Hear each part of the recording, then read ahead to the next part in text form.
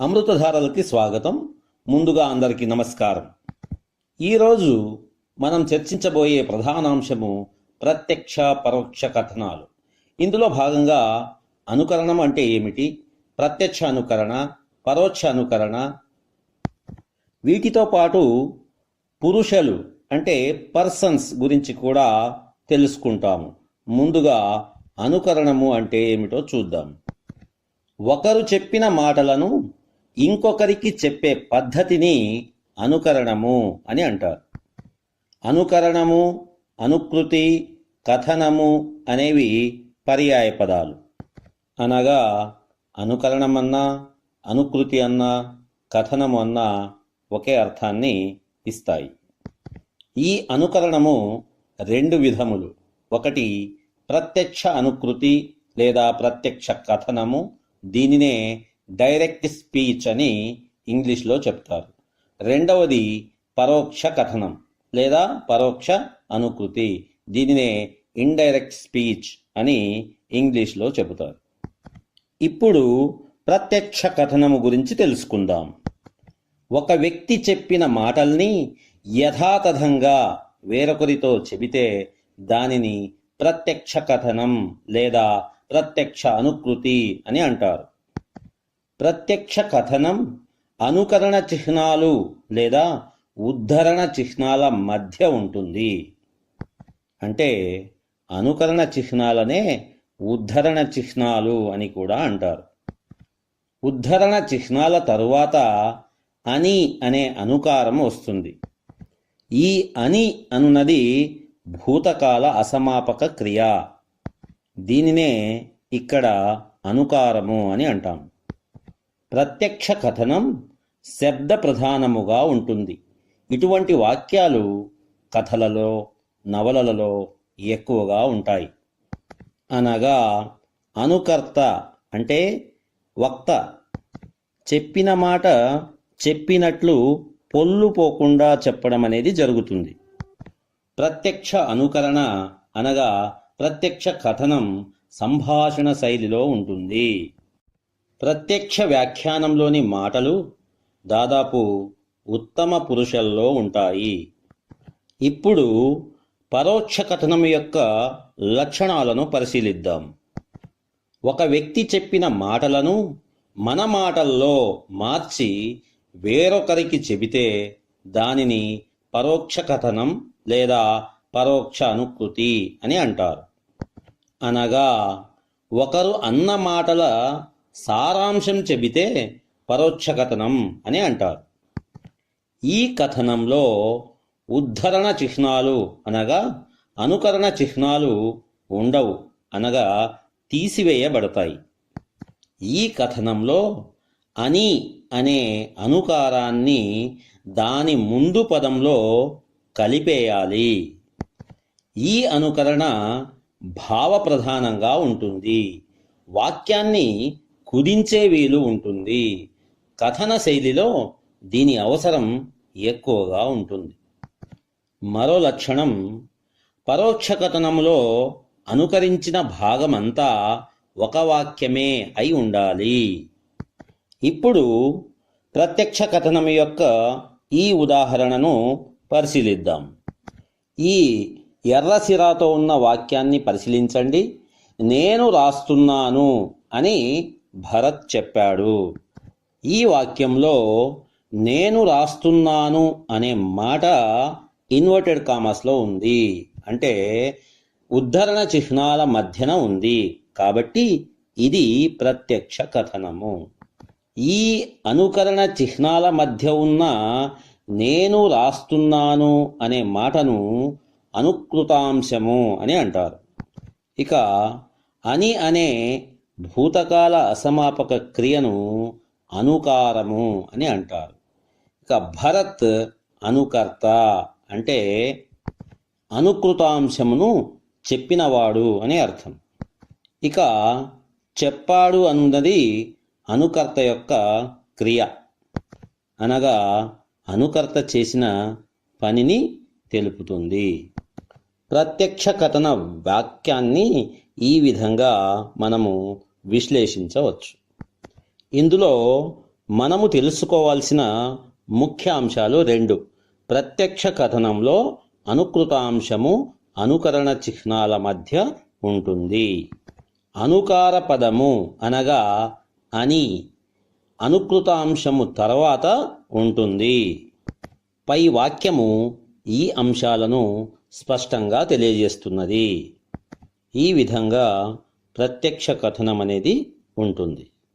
ఇదే వాక్యాన్ని పరోక్ష కథనంలో రాస్తే ఎటువంటి మార్పులు సంభవిస్తాయో ఇప్పుడు చూద్దాం. నేను రాస్తున్నాను అని భరత్ చెప్పాడు అనేది ప్రత్యక్ష కథనం.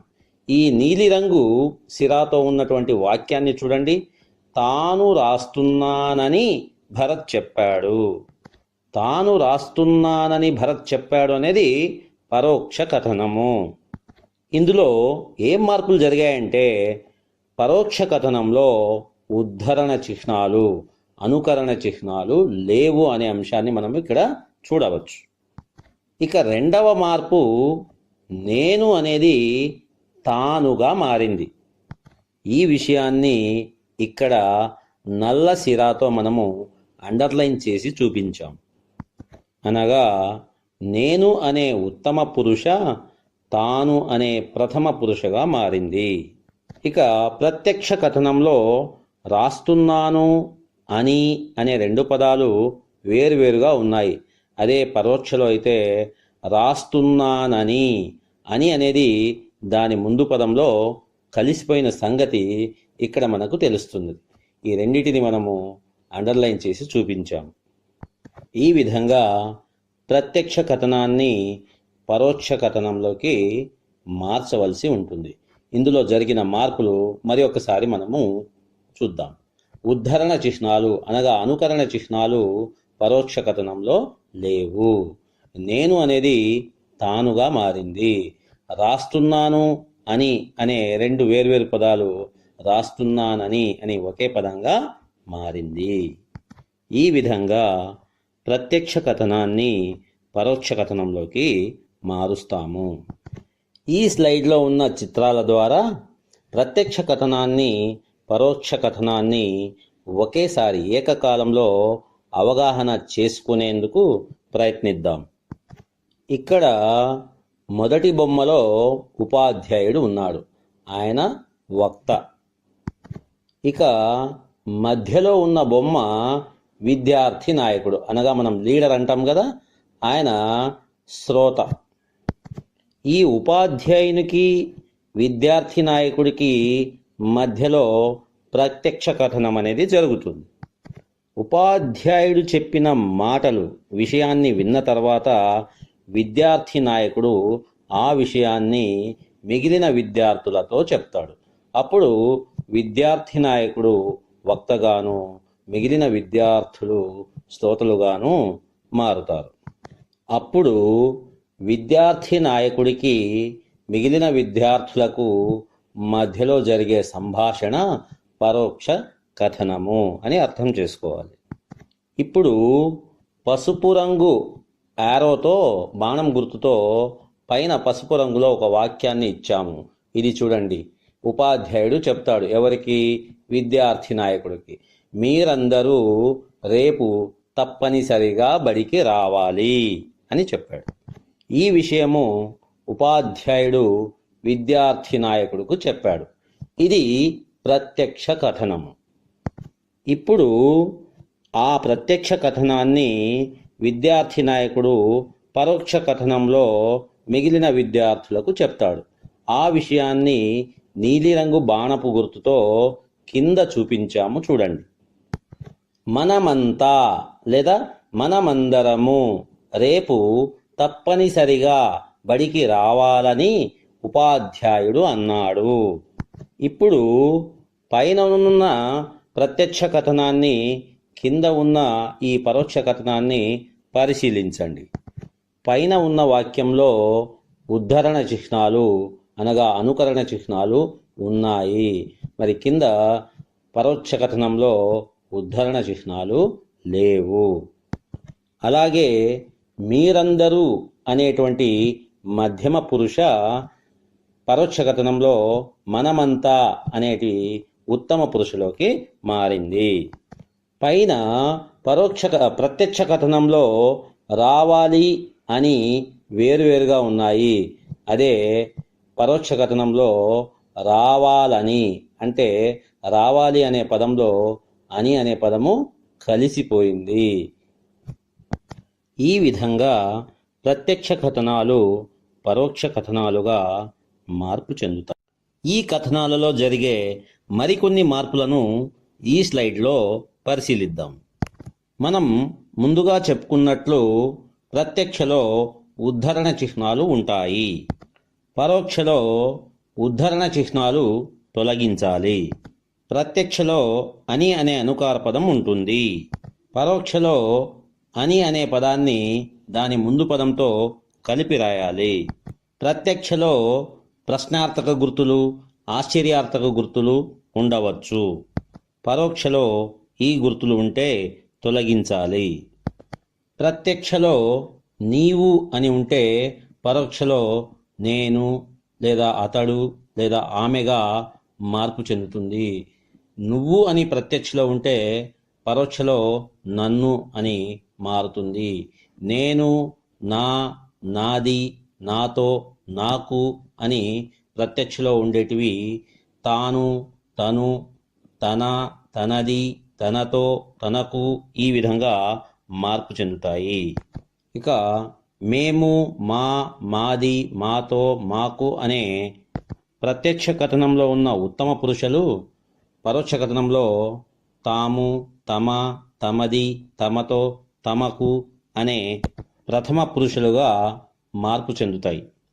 ప్రత్యక్ష కథనంలో ఉన్న ఇది, ఇవి అనునవి పరోక్షలో అది, అవిగా మారుతాయి. ప్రత్యక్ష కథనంలో ఇప్పుడు, ఇక్కడ అనునవి పరోక్షలో అప్పుడు, అక్కడ అని మారుతాయి. కథనాలలో పురుషుల మార్పులు ఇంకా కొంచెం విశ్లేషణాత్మకంగా చూద్దాం. ఈ స్లైడ్ చూడండి. ప్రత్యక్ష కథనంలో ఉత్తమ పురుషులో ఉన్న నేను, నా, మేము, మా అనునవి పరోక్ష కథనంలో తాను, తన, తాము, తమ అనే ప్రథమ పురుషులోకి మార్పు చెందుతాయి. ప్రత్యక్ష కథనంలో నీవు, మీరు అనే మధ్యమ పురుషులు పరోక్ష కథనంలో నేను, మమ్ము అనే ఉత్తమ పురుషగా గాని లేదా తనను, వారిని అనే ప్రథమ పురుషుగా కానీ మార్పు చెందుతాయి. ప్రత్యక్ష కథనంలో వాడు, అతడు, వారు అనే ప్రథమ పురుషులు పరోక్ష కథనంలో వీడు, అతడు, వీరు అనే ప్రథమ పురుషగా కానీ నీవు, నువ్వు, మీరు అనే మధ్యమ పురుషగా కానీ మార్పు చెందుతాయి. సాధారణంగా ప్రత్యక్ష కథనంలోని వాక్యాలు ఉత్తమ పురుషుల్లోనూ పరోక్ష కథనంలోని వాక్యాలు ప్రథమ పురుషుల్లోనూ ఉంటాయి అని చెబుతుంటాం. అయితే నిశిత పరిశీలన చేస్తే మనము ఇప్పుడు చెప్పిన విధంగా మార్పు చెందడం గమనిస్తాము. ఈ సందర్భంగా పురుషుల గురించి కూడా కొన్ని విషయాలు మనం ఇక్కడ తెలుసుకుందాం. పురుషులు 3 విధములు. అవి ఒకటి ఉత్తమ పురుష అంటే ఫస్ట్ పర్సన్, ఇంగ్లీష్లో ఫస్ట్ పర్సన్ అంటారు. రెండవది మధ్యమ పురుష సెకండ్ పర్సన్. మూడవది ప్రథమ పురుష అంటే థర్డ్ పర్సన్ అని అర్థం. ఇప్పుడు ఉత్తమ పురుష అంటే ఏమిటో చూద్దాం. తనను గురించి తాను తెలియజేయడాన్ని ఉత్తమ పురుష అంటారు. దీనికోసం క్రింది సర్వనామాలు ఉపయోగిస్తారు. ఉదాహరణకు నేను, నా, మేము, మా మొదలైన సర్వనామాలతో వాక్యాన్ని ప్రారంభిస్తారు. ఉత్తమ పురుష వాక్యాలు క్రింది విధంగా ఉంటాయి. నేను ఇంటి పని చేస్తున్నాను. నా బొమ్మ చాలా అందంగా ఉంది. మేము ఊరికి పోతున్నాము. మా ఊరు చాలా పెద్దది. ఉత్తమ పురుష కథనాలు ఈ విధంగా ఉంటాయి. తనను గురించి తాను తెలియజేయడాన్ని ఉత్తమ పురుష అని అంటారు. ఇక రెండవది మధ్యమ పురుష. ఎదుటివారిని లేదా వినేవారిని గురించి తెలియజేయునది మధ్యమ పురుష. దీనికోసం క్రింది సర్వనామాలు ఉపయోగిస్తారు. ఉదాహరణకు నీ, నీవు, మీ, మీరు మొదలైన సర్వనామాలతో వాక్యాన్ని ప్రారంభిస్తారు. వాక్యాలు చూడండి. నీ ముఖం అందంగా ఉన్నది. నీవు అందమైన బొమ్మ గీశావు. మీ తాత ఎలా ఉన్నారు? మీరు చాలా మంచివారు. ఈ విధంగా ఎదుటివారిని అనగా ఎదురుగా ఉన్న వారిని గురించి తెలియజేయున్నది మధ్యమ పురుష. ఇక మూడవది ప్రథమ పురుష. మూడవ వ్యక్తి అనగా థర్డ్ పర్సన్ ఎదురుగా లేని వారిని లేదా లేని వాటిని గురించి తెలియజేయున్నది ప్రథమ పురుష. దీనికోసం క్రింది సర్వనామాలు ఉపయోగిస్తారు. వాడు, ఆమె, వారు, అది, అవి మొదలైన సర్వనామాలు లేదా నామవాచకాలతో వాక్యాన్ని ప్రారంభిస్తారు. ఉదాహరణకు ఈ వాక్యాలు చూడండి. ఆమె ముఖం అందంగా ఉన్నది. వాడు అందమైన బొమ్మ గీశాడు. అవి చాలా ప్రమాదకరమైన కీటకాలు. రమణ చాలా మంచి విద్యార్థి. ఈ విధంగా మూడవ వ్యక్తి లేదా వస్తువు లేదా జంతువు మొదలైన వాటిని గురించి తెలియజేయునది ప్రథమ పురుష. ప్రత్యక్ష పరోక్ష కథనాలను అవగాహన చేసుకునేందుకు వీటిని కూడా మనము తెలుసుకోవాలి. ఇప్పుడు ప్రత్యక్ష పరోక్ష కథనాల ఉదాహరణలు పరిశీలిద్దాం. ఈ వాక్యాన్ని చూడండి.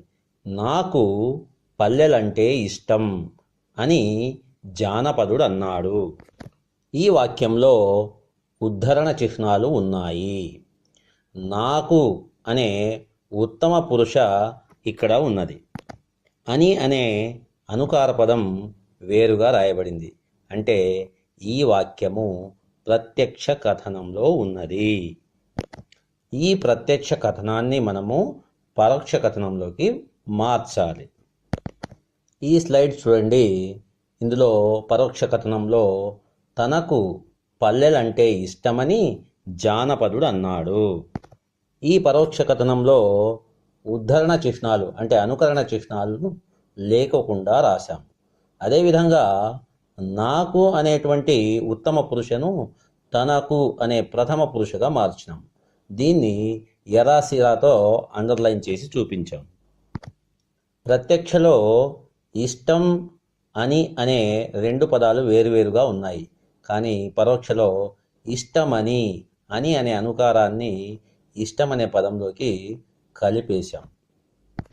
ఈ విధంగా ప్రత్యక్ష కథనాన్ని పరోక్ష కథనంలోకి సులభంగా మార్చాలి.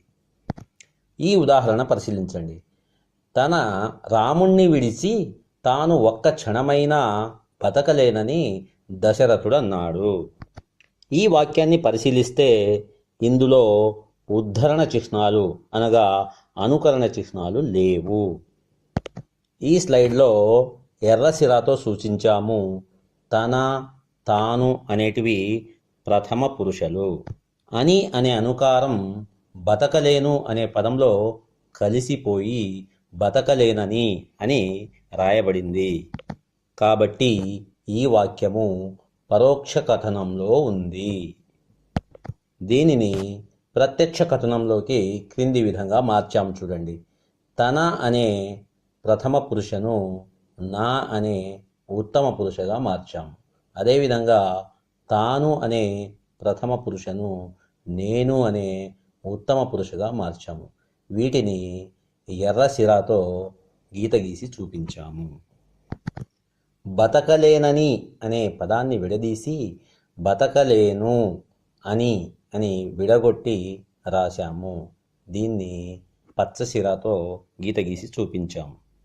ఈ వాక్యం చదివితే నా రాముణ్ణి విడిచి నేను ఒక్క క్షణమైనా బతకలేను అనేది అనుకృతాంశం. ఈ అనుకృతాంశాన్ని అనుకరణ చిహ్నాల మధ్యలో ఉంచాం. అని దశరథుడు అన్నాడు అనే దాన్ని వేరు చేశాము. ఈ విధంగా పరోక్ష కథనాన్ని ప్రత్యక్ష కథనంలోకి మార్చాలి. నా రాముణ్ణి విడిచి నేను ఒక్క క్షణమైనా బతకలేను అని చెప్పాడు దశరథుడు, అంతే. అది ప్రత్యక్ష కథనం. పోటీ పరీక్షలలోనూ 10వ తరగతి పరీక్షల్లోనూ వీటిపై ప్రశ్నలు ఈ విధంగా అడుగుతాడు. ప్రత్యక్ష కథనంలో లేదా పరోక్ష కథనంలో ఒక వాక్యం ఇచ్చి క్రింద 4 జవాబులు ఇవ్వడం జరుగుతుంది. ఆ 4 జవాబుల్లో ఒకదానిని జవాబుగా మనము ఎంపిక చేయవలసి ఉంటుంది. జవాబును సులభంగా గుర్తించడం ఎలాగో ఇక్కడ మనము పరిశీలిద్దాం. ఈ స్లైడ్ చూడండి. క్రింది వాక్యానికి సరైన పరోక్ష కథనాన్ని గుర్తించండి. వాక్యము: ఈ అల్ప జంతువుకు ఇంత ఎత్తు ఎగిరే బలం ఎక్కడిది అన్నాడు వీణాకర్ణుడు. ఈ వాక్యము ప్రత్యక్ష కథనంలో ఉంది.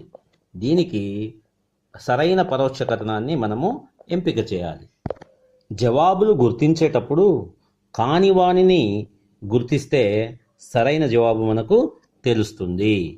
ఇప్పుడు క్రింద నుండి 4వ జవాబు నుండి మనము పరిశీలిద్దాం. 4వ జవాబు ఏముంది? ఈ అల్ప జంతువుకు ఇంత ఎత్తు ఎగిరే బలం ఎక్కడిదన్నాడు వీణాకర్ణుడు. ఇక్కడ అని అనేది కలిపేసినాడు. ఉద్ధరణ చిహ్నాలు లేవు. అయితే ఈ అనేటువంటిది అలానే ఉంచాడు. ఇంత అనేటువంటి పదం కూడా అలానే ఉంచాడు. ఈ పదాలు మార్పు జరగలేదు కాబట్టి ఇది సరైన పరోక్ష కథనము కాదు. కాబట్టి దీనిని మనం తప్పుగా ఇంటూ మార్కు వేస్తున్నాం. ఇప్పుడు 3వ జవాబు పరిశీలిద్దాం. ఈ అల్ప జంతువుకు అంత బలం ఎలా వచ్చిందన్నాడు వీణాకర్ణుడు. ఇక్కడ కూడా ఉద్ధరణ చిహ్నాలు లేవు, కానీ ఈ అనేటువంటి పదము అలానే ఉంచాడు. ఇంకా ఈ వాక్యంలో లేని పదాలు ఇక్కడ వచ్చినాయి. అంత బలం ఎలా వచ్చిందన్నాడు, కానీ వాక్యంలో ఇంత ఎత్తు ఎగిరే బలం ఎక్కడిది అన్నాడు. ఈ విధంగా అసంబద్ధంగా రాశాడు కాబట్టి ఈ వాక్యం కూడా సరైన పరోక్ష కథనము కాదు. దీన్ని కూడా మనం ఇంటుతో తప్పు అని సూచిస్తున్నాం. ఇక 2వ జవాబు పరిశీలిద్దాం. ఈ అల్ప జంతువుకు అంత ఎత్తు ఎగిరే బలం ఎక్కడిదన్నాడు వీణాకర్ణుడు. ఇందులో కూడా ఉద్ధరణ చిహ్నాలు లేవు, బాగానే ఉంది. వాక్యం అంతా సరిపోయింది, కానీ ఈ అనేటువంటి పదము మార్పు జరగలేదు. కాబట్టి ఇది కూడా సరైన జవాబు కాదు. దీన్ని కూడా ఎర్రసిరాతో ఇంటూ అని సూచిస్తున్నాం. ఇప్పుడు మొదటి జవాబు పరిశీలించండి. ఆ అల్ప జంతువుకు అంత ఎత్తు ఎగిరే బలం ఎక్కడిదన్నాడు వీణాకర్ణుడు. ఇందులో ఈ అనే పదం మార్పు జరిగింది, ఇంత అనే పదం అంతగా మారింది, ఎక్కడిది అని అనేది ఎక్కడిదన్నాడు అని మారింది. కాబట్టి ఈ జవాబు సరి అయిన జవాబు. ఈ విధంగా కాని వాటిని తొలగించడం వల్ల సరైన జవాబును సులభంగా గుర్తించవచ్చు. ఈ స్లైడ్ చూడండి. క్రింది వాక్యానికి సరైన ప్రత్యక్ష కథనాన్ని గుర్తించండి అని అన్నాడు.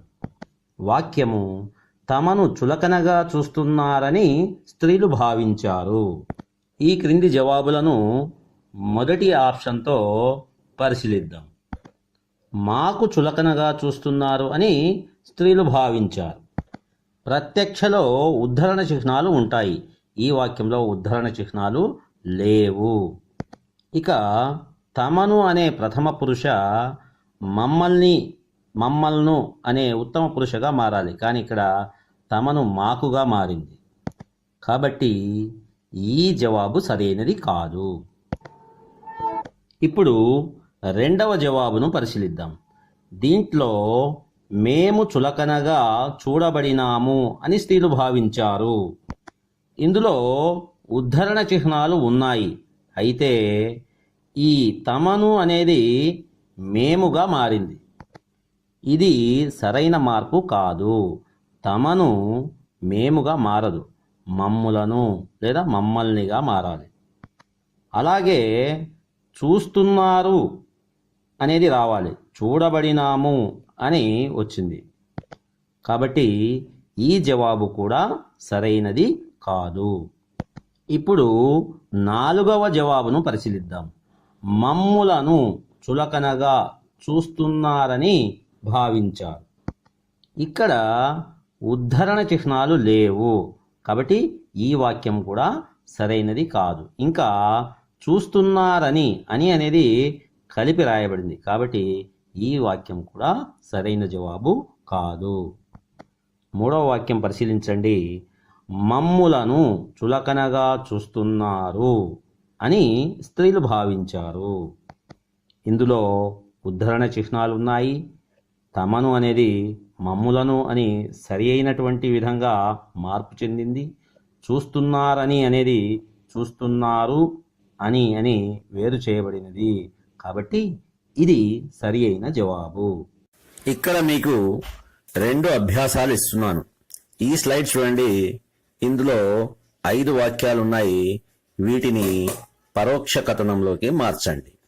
మరి ఒక స్లైడు ఇందులో పరోక్ష కథనాల్లో ఉన్నాయి. వాటిని ప్రత్యక్షలోకి మార్చండి. ఇవి చేయడం ద్వారా మీ అవగాహనను పరీక్షించుకోవచ్చు. అట్లయితే షేర్ చేయండి, కామెంట్ చేయండి, ఛానల్ని సబ్స్క్రైబ్ చేసుకోండి. మరో ముఖ్యమైన అంశంతో తరువాతి వీడియోలో కలుసుకుందాం. అంతవరకు సెలవు. నమస్తే.